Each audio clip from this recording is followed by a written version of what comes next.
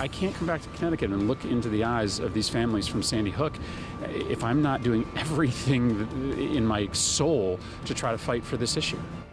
Tonight, U.S. Senator Chris Murphy is bringing his fight for stricter gun control back home to Connecticut.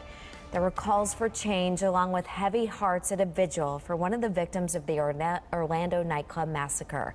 Glad you're with us tonight. I'm Ann Craig. I'm Darren Kramer. Tonight, Senator Murphy told mourners that Kimberly Morris's death would not be in vain. News 8's Bob Wilson was at that vigil tonight. And tonight's vigil to remember KJ, as her friends here in Torrington knew her, is going forward with candles, with thoughts, with prayers.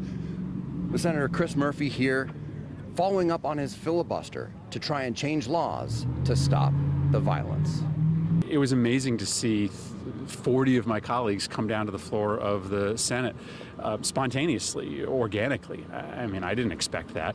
You know, I planned this with Senator Blumenthal and Senator Booker.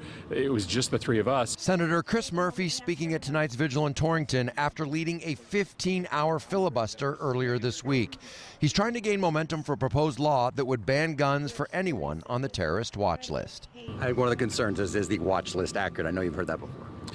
Well, there's no doubt that that list or any other list might have mistakes, but you know, nobody's complaining about the no-fly list having a couple names that aren't right. At the vigil, they lined up paper bags inked with the names of the men and women who died in the terrorist attack in Orlando. They read off the names and lit the electronic candles inside.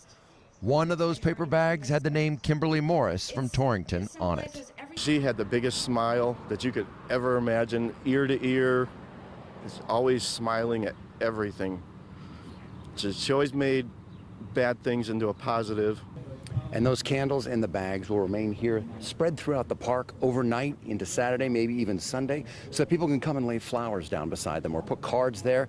This is kind of a process of healing, a way of grieving KJ and the others that were lost in the Orlando nightclub shooting.